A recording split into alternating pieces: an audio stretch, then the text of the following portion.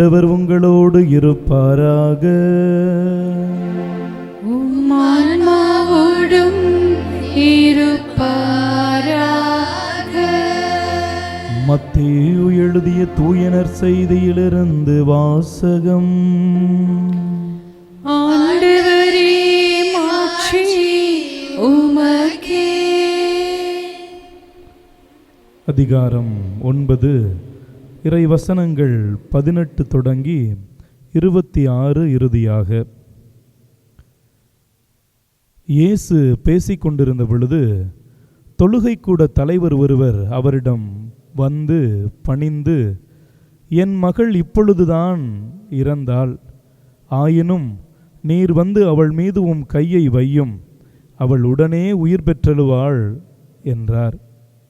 இயேசு எழுந்து அவர் பின்னே சென்றார். இயேசுவின் சீடர்களும் அவரை பின்தொடர்ந்தனர். அப்பொழுது 12 ஆண்டுகளாய் இரத்தப்போக்கினால் வருந்திய ஒரு பெண் அவர் பின்னால் வந்து அவரது மேலுடையின் ஓரத்தை தொட்டாள். ஏனெனில் அந்த பெண், நான் அவருடைய ஆடையை தொட்டாலே போதும், நலம் பெறுவேன் என தமக்குள் சொல்லிக் கொண்டார். இயேசு அவரை திரும்பி பார்த்து, மகளே, துணிவோடு இரு, உமது நம்பிக்கை உன்னை குணமாக்கிற்று என்றார். அந்த நேரத்திலிருந்தே அந்த பெண் நலமடைந்திருந்தார். இயேசு அந்த தலைவருடைய வீட்டிற்கு சென்றார். அங்கே குழல் ஊதுவோரை கூட்டத்தையும் அமளியையும் கண்டார். அங்கே குழல் ஊதுவோரின் கூட்டத்தினரையும் அமளியையும் கண்டார். அவர், விலகி போங்கள், சிறுமி இறக்கவில்லை, உறங்குகிறாள் என்றார். அவர்களோ அவரை பார்த்து நகைத்தார்கள். அந்த கூட்டத்தினரை வெளியேற்றிய பின் அவர் உள்ளே சென்று சிறுமியின் கையை பிடித்தார். அவளும் உயிர் பெற்று எழுந்தாள். இந்த செய்தி நாடெங்கும் பரவியது.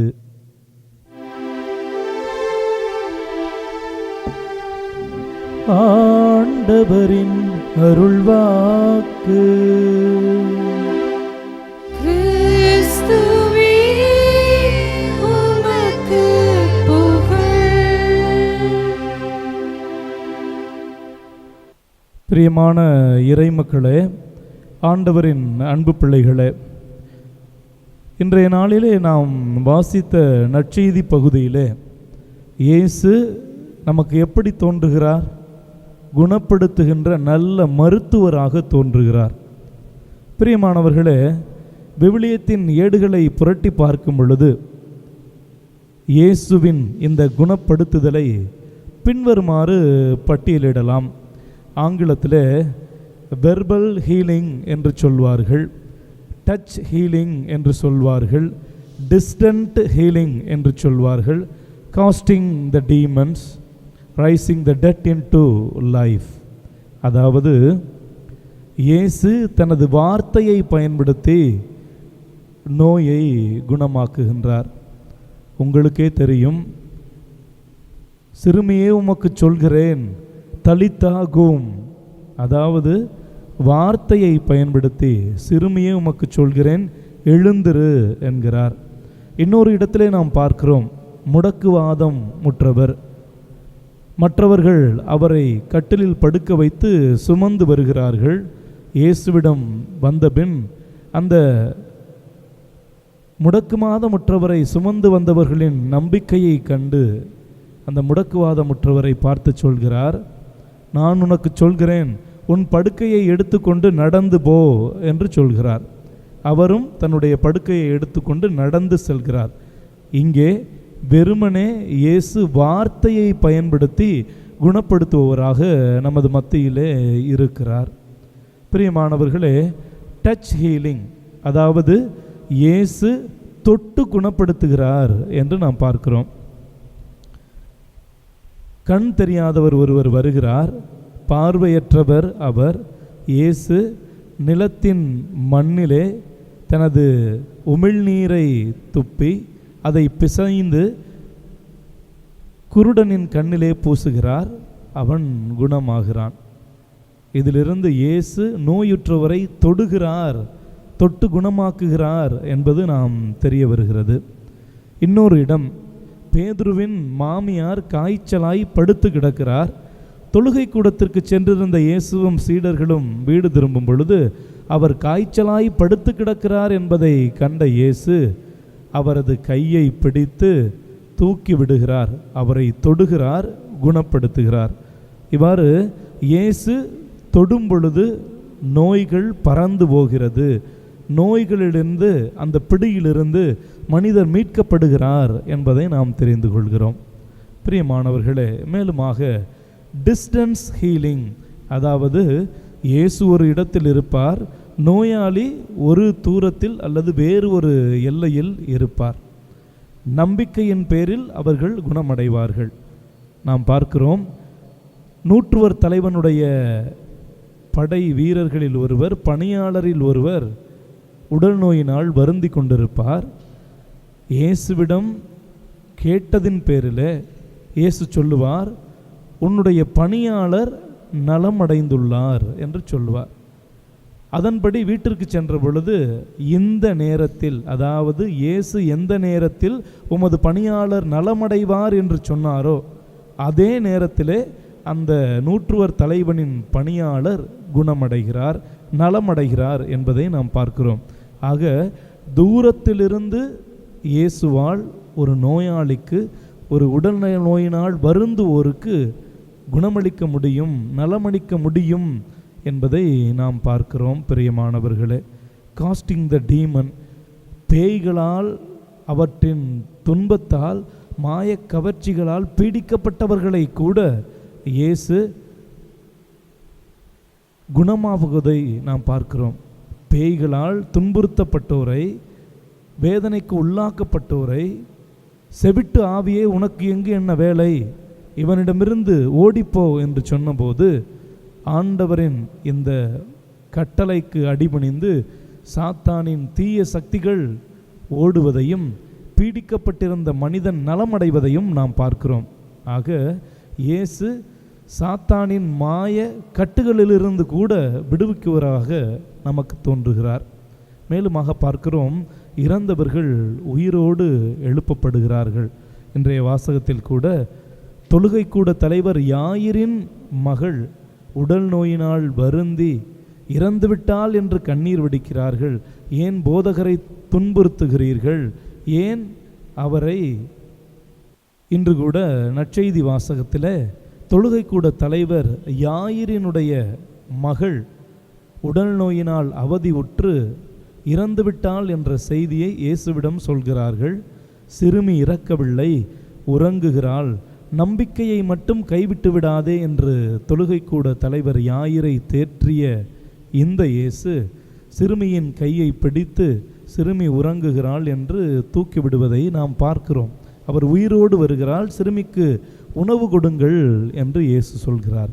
ஆக விவிலியத்தின் பக்கங்களை, அதுவும் புதிய ஏற்பாட்டு பக்கங்களை, இயேசுவின் இந்த 3 வருட பணிவாழ்வை புரட்டி பார்க்கும் பொழுது அதிக நேரத்திலே இயேசு வாழ்வு கொடுப்பவராக, அதிலும் நோயினால் அவதியுறுவோருக்கு குணமாக்குகின்ற கடவுளாக, இரக்கத்தின் நிறைவிடமாக, உறைவிடமாக, நோயாளிகளை தேடி சந்தித்து குணப்படுத்துகிறவர்களாக, தன்னை தேடி வருவோரின் மீது கை வைத்து விண்ணகத்தந்தையிடம் ஜெபித்து அவர்களுக்கு பூரண சுகமளிப்பவராகத்தான் இங்கே இயேசு இருக்கிறார். எல்லாரும் சேர்ந்து சொல்வோம், பிரைஸ் தி லார்ட், இயேசுவுக்கே புகழ், மரியே வாழ்க. பிரியமானவர்களே, இயேசு குணப்படுத்துகிறார் என்று நாம் பார்த்தோம். இன்றைய நற்செய்தி பகுதியை சற்று ஊடுருவி தியானித்து பார்ப்போம். இன்றைக்கு மத்தேயு நற்செய்தி பகுதியிலிருந்து வாசித்தோம். அதையே ஒப்புமைவு நற்செய்தி என்று சொல்லுகின்ற மார்க்கு நற்செய்தியிலே 5வது அதிகாரம் 21 முதல் 43 முடிய உள்ள இந்த இறைவசனங்களில் நாம் வாசிக்க கேட்ட நற்செய்தி பகுதி இன்னும் சற்று விளக்கமாக கொடுக்கப்பட்டிருப்பதை நாம் வாசிக்கலாம். அதில் பார்க்கிறோம், இந்த இரத்தப்போக்கினால் அவதியுற்ற பெண்மணி 12 ஆண்டுகளாய் இந்த வேதனையில் இருந்திருக்கிறார். எத்தனையோ மருத்துவர்களை சந்தித்திருக்கிறார். தன்னிடமிருந்த எல்லாவற்றையும் செலவழித்திருக்கிறார். ஆனால் பலன் ஒன்றும் இல்லை. ஆனால் துன்பமும் துயரமும் மட்டுமே நீடித்து கொண்டே இருக்கிறது. என்னை படைத்த இறைவா, எப்பொழுது என்னை எடுத்துக்கொள்ளப் போகிறீர் என்ற கண்ணீர் மட்டுமே அவரிடம் மிஞ்சியதாக நாம் பார்க்கிறோம். அவளுடைய அழுகுரலை ஆண்டவர் கேட்கிறார். இதைத்தான் நாம் பார்க்கிறோம். இஸ்ராயல் மக்களின் அழுகுரலை கேட்டவர், அவர்களுக்கு விடுதலை அளித்து வாழ்வை கொடுத்த கடவுள். என் மக்களின் கண்ணீரை கேட்டேன், என் கண்களால் பார்த்தேன் என்று சொல்லி விடுதலை அளித்த அதே ஆண்டவர் இந்த நற்கருணை பிரசன்னத்திலே நமது மத்தியிலே இருந்து நமது அழுகுரலையும் கேட்பவராக, நம்மையும் குணப்படுத்துபவராகத்தான் இங்கே இருக்கிறார். அந்த இரத்தப்போக்கினால் அவதியுற்ற பெண்மணி இயேசுவின் பின்னால் வந்து அவருடைய மேலுடையை தொட்டாள். காரணம், தனக்குள்ளே அவள் சொல்லி கொண்டாளாம். ஏனென்றால் இவள் ஏற்கனவே இயேசுவின் அரும்பெரும் செயல்களை எல்லாம் கேட்டிருக்கிறாள். தனக்கும் இந்த மனிதரிடம் அணுகிச் செல்ல முடியாது என்றாலும் கூட அவரை தொட்டாலே போதும் நான் நலமடைவேன் என்ற ஒரு தன்னை மீறிய ஒரு அளப்பரிய நம்பிக்கையை வைத்திருந்தார் என்றுதான் சொல்ல முடியும். தொட்டால் தனக்குள் நோய் நீங்கியதை உணர்ந்தாள். பிரியமானவர்களே, இந்த இடத்திலே நாம் சற்று தியானிக்க வேண்டியது, ஏன் இயேசுவின் பின்னால் சென்று இவர் இயேசுவின் மேலுடையை தொட்டாள்? லேவியர் புத்தகம் தெளிவாக நமக்கு சொல்லுகிறது. 15வது அதிகாரம் 1 முதல் 33 முடிய உள்ள இறைவசனங்களில் உடலில் ஏற்படும் தூய்மையற்ற ஒழுக்கு, இந்த இரத்தப்போக்கினால் வருகின்ற கரைப்படிதலை பற்றி தெளிவாக சொல்லப்பட்டிருக்கிறது. அவரும் தூய்மையற்றிருக்கிறார், கரைப்பட்டிருக்கிறார். அவர் இடுக்கின்ற வீடும் தூய்மையற்றிருக்கிறது. அவர் புழங்குகின்ற பொருட்களும் தூய்மையற்று கிடக்கிறது, கரைபடிந்திருக்கிறது. அவரோடு உறவாடுகிறவர் அவரை தொட்டாலும் அவரும் தீட்டுப்பட்டவராய் கரைபடிந்தவராய் இருப்பார். சற்று யோசித்து பாருங்கள். அவர் தனிமைப்படுத்தப்பட்டிருப்பார். ஓராண்டல்ல, ஈராண்டல்ல, 12 ஆண்டுகள் தனிமைப்பட்டிருப்பார். கணவர் கூட அவரை அணுகியிருக்க மாட்டார். பிள்ளைகள் கூட என் அம்மா அல்லது என் அக்கா, என் சகோதரி என்று எந்த உறவினரும் அவரை அணுகி இருக்க மாட்டார்கள். இன்னும் இரத்தப்போக்கு இருந்தாலும் அந்த இடம் முழுக்க நாற்றம் அடித்திருக்கும். யோசித்து பாருங்கள். யாரிடமும் பேசாமல் அழுகையை மட்டுமே தன்னகத்தே கொண்டு புலம்பிக் கொண்டிருந்தவள் தனக்கு சாவு வராதா என்று எண்ணிக்கொண்டிருந்த நேரத்தில் அவளை தேடி வாழ்வு வந்தது. Praise the Lord. பிரியமானவர்களே, சாவு தனக்கு வராதா என்று ஏங்கிக் கொண்டிருந்த கண்களுக்கு, துடித்து கொண்டிருந்த இதயத்திற்கு வாழ்வு தன்னை தேடி வந்ததாகவே உணர்ந்தால், தொட்டால் நலமடைந்தாள்.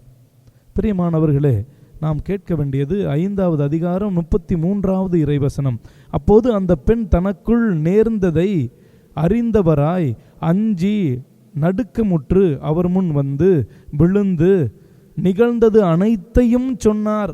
நிகழ்ந்தது என்றால் கூட்டத்துக்குள்ளே வந்து இயேசுவை தொட்டு நலமடைந்தது மட்டுமல்ல, தனக்கு தொடக்கத்தில் இரத்தப்போக்கு வந்தது தொடங்கி இந்த நொடிப்பொழுது வரை சமுதாயத்தால் அவர் ஓரம் கட்டப்பட்ட நிலையில், ஒதுக்கி வைக்கப்பட்ட நிலையில், கணவன் குடும்பத்தார் கூட தன்னை மதிக்காத நிலையில், ஒரு தனிமையின் உச்சத்திற்கே இறந்து விடலாமா என்று கண்ணீர் வடித்த தன் கண்ணீருக்குள் ஒளிந்திருந்த கதையைத்தான் அவள் இயேசுவிடம் சொன்னாள். பிரியமானவர்களே, மீண்டும் நாம் பார்க்கிறோம். இயேசு அந்த பெண்ணிடம், மகளே மகளே, உனது நம்பிக்கை உன்னை நலமாக்கிற்று, அமைதியுடன் போ, நோய் நீங்கி நலமாக வாழ் என்று சொல்லுகிறார். இதே ஒரு நம்பிக்கை நிறைந்த சொல்தான் பிரியமானவர்களே. நாம் அனைவரும் போரின் கலக்கத்திற்குள்ளே இருக்கிறோம்.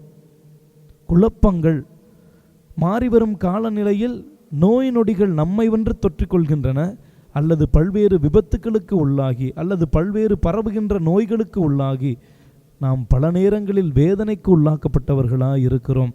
தனிமைப்பட்டிருக்கிறோம். உறவுகளையெல்லாம் பிரிந்த நிலையில் இருக்கிறோம். கண்ணீர் மட்டுமே எனது பாத்திரத்தில் இரவு உணவாக மிஞ்சுகிறது என்ற திருப்பாடல் ஆசிரியரின் வரிகள்தான் நோயுற்ற நம் அனைவருக்கும் சொந்தமாக இருக்கிறது. யாரும் என்னை தேடி வரமாட்டாரா? நல்லா இருக்கீங்களா? சாப்பிட்டீங்களா? சுடுதண்ணி வச்சு தரட்டா? ஒரு டேப்லெட் போடலாமா? ஹாஸ்பிட்டல் கூட்டிகிட்டு போகிறேன், வர்றீங்களா? கேட்பதற்கு ஆள் இல்லையே. திருமணத்திற்கு முன்பாக அம்மா என்று அழைத்த என் மருமகள் இப்பொழுதெல்லாம் இந்த சனியை ஏன் என்னோட இருக்குது, செத்து போனான்னா அந்த வயசான காலத்தில் நாத்தம் அடிக்குது என்று எப்படியோ என்னை அவமானப்படுத்தி காயப்படுத்தி வீடு கட்டி அழகு பார்த்த எனக்கு வீட்டுக்கு வெளியில் திண்ணையில் கூட இடமில்லையே என்று சொல்லுகின்ற நிலைக்கு ஆளாகி இருக்கிறார்கள் பலர். வயது முதிர்ந்த நேரத்திலே இயற்கையாக சிறுநீர் கழிப்பவர்கள், அல்லது தங்களது வேதனையை தாங்க முடியாமல், அல்லது எழுந்து நடக்க முடியாமல் வீட்டின் வாசலிலே எச்சில் துப்புகின்ற, வீட்டின் வாசலிலே சிறுநீர் கழிக்கின்ற எத்தனையோ நோயாளிகள் இருக்கிறார்கள். எத்தனை மருமகள்கள், அல்லது எத்தனை மகள்கள், அல்லது எத்தனை பிள்ளைகள், எத்தனை கணவர்கள் இந்த அத்துணை வேதனைகளையும் ஏற்றுக்கொள்கிறீர்கள். அவரை அளவு கடந்த விதமாய் அன்பு செய்கிறீர்கள். காரணம், உங்களையும் என்னையும் இந்த ஆண்டவர் அளவுக்கு அதிகமாக அன்பு செய்கிறாரே. நீங்களும் நானும் நோயுற்ற பொழுது நம்மை குணப்படுத்தினாரே. நாம் ஏன் அவரது பிரசன்னமாக இந்த நோயுற்றோர் மத்தியிலே இருக்கக்கூடாது? நம்ம எத்தனை பேர் ஆண்டவரின் கட்டளைகளை கடைபிடிக்கிறோம்? நான் நோயுற்றிருந்தேன், என்னை சந்திக்க வந்தீரா என்று இயேசு கேட்கிறார். நம்மில் எத்தனை பேர் மார்தட்டி அல்லது தைரியத்தோடு, கிறிஸ்தவன் என்ற உறுதியோடு, எனக்கு அருகாமையில் இருப்போர் நோயுற்றிருந்த பொழுது நான் அவரை சந்தித்தேன், அவருக்கு முதலுதவி செய்தேன், என்னிடம் இருப்பதை அவரோடு பகிர்ந்தேன். நம்ம எத்தனை பேர் இப்படி ஒரு நல்ல சமாரியனாக இருந்திருக்கிறோம்? பிரியமானவர்களே, இந்த வாழும் காலநிலையில் மகிழ்ச்சியாக நாம் வாழ வேண்டும் என்றுதான் இந்த நற்கருணை ஆண்டவர் ஆசைப்பட்டார். ஆனால் இங்கே அமர்ந்திருக்கும் நம்மில் பலர் நோயின் பிடியில் இருக்கிறோம். மகிழ்ச்சியை இழந்து கண்ணீரோடு மட்டுமே குடிகொண்டிருக்கிறோம். இந்த கண்ணீரை போக்க, நம்மை நலமளிக்க இந்த நற்கருணை ஆண்டவர் நம்மை தேடி வந்திருக்கிறார். உருக்கமாக ஜெபிப்போம். இன்று நம்மை பார்த்து சொல்கிறார், என் மகளே, என் மகனே, நம்பிக்கையை மட்டும் கைவிட்டு விடாதே. உன்னை நலமாக்குகின்ற ஆண்டவர் நான். என்றும் நான் தாமதிக்க மாட்டேன். கூப்பிடும் குரலில் இருப்பேன். தூக்கி எறியும் கல்லின் தூரத்தில் தான் நான் இருப்பேன். என்னை கூப்பிடும் பொழுது ஏன் நீ கூப்பிடுகிறாய்? நீ கேட்கும் முன்னரே உன் தேவைகளை அனைத்தையும் நான் உணர்ந்திருக்கிறேன். உன் பக்கத்திலே இருக்கிறேன். உன் உணர்வாக இருக்கிறேன். உன் வேதனைகளை என் காயங்களில் சுமந்து கொண்டிருக்கிறேன். உன் காயத்தை குணமாக்க காயப்பட்ட கடவுள் நான். ஏன் கடவுள் என்று கூட சொல்லவில்லை. அதை வலிந்து பற்றி கொள்ளாமல் உன்னோடு உறவாட, உன்னில் ஒருவனாக, உனது துன்பத்தில் பங்கு கொள்ள, இன்பத்தில் மட்டுமல்ல உனது துன்பத்திலும் பங்கு கொள்ள உன்னோடு உடனிருக்கின்ற ஒருவன் நான், அடியேன் நான் என்று சொல்லி நம் அனைவரையும் நண்பர் என்று சொல்லி நம்மை பெரிது பார்க்காமல் நம்மை கட்டி அணைக்கின்ற, உறவாடுகின்ற, கண்ணீர் துடைக்கின்ற, இதயத்தோடு இதயமாய் பேசுகின்ற, உள்ளத்து குமரலை கேட்கின்ற, நம்மோடு சேர்ந்து அழுகின்ற, நம்மை எந்நாளும் வாழ வேண்டும் என்று ஆசைப்பட்டு குணப்படுத்துகின்ற கடவுள்தான் நமது மத்தியிலே இருக்கிறார். பிரியமானவர்களே, உள்ளம் கலங்க வேண்டாம், மருள வேண்டாம். உங்கள் மகிழ்ச்சியை உங்களிடமே திரும்பி தருவேன். திருப்பாடல் ஆசிரியர் கூட திருப்பாடல் புத்தகம் நாம் வாசிக்க கேட்டிருக்கலாம். இறுதியாக இந்த வசனத்தை நமதாக்கிக் கொள்வோம். படுக்கையில் எளியோர் நோயுற்று கிடக்கையில் ஆண்டவர் அவர்களுக்கு துணை செய்வார். நோய் நீங்கி படுக்கை நின்று அவர்கள் எழுந்து செல்வார்கள் என்று திருப்பாடல் புத்தகம் 41வது அதிகாரம் 3வது வசனத்திலே நாம் படிக்கிறோம். மீண்டுமாக திருப்பாடல் புத்தகம் 103வது அதிகாரம் 3வது வசனம். அவர் உன் குற்றங்களையெல்லாம் மன்னிக்கின்றார், உன் நோய்களையெல்லாம் குணமாக்குகின்றார் என்று நாம் பார்க்கிறோம். நம்மை குணமாக்குகின்ற ஆண்டவர் நம் பக்கம் இருக்க நாம் ஏன் அஞ்ச வேண்டும்? நம் கண்ணீரை துடைத்துக் கொள்வோம், அவரை கட்டி அணைத்துக் கொள்வோம், அவரை இறுக பற்றி கொள்வோம். அவர் நம்மோடு இருக்க நோய்களும் பேய்களும் நம் பக்கம் இருக்காது என்ற நம்பிக்கையோடு நோய் நீங்கி இந்த ஆலயத்தை விட்டு செல்வோம். அவரோடு கரம் பிடித்து செல்வோம். ஆமேன், ஆமேன், ஆமேன்.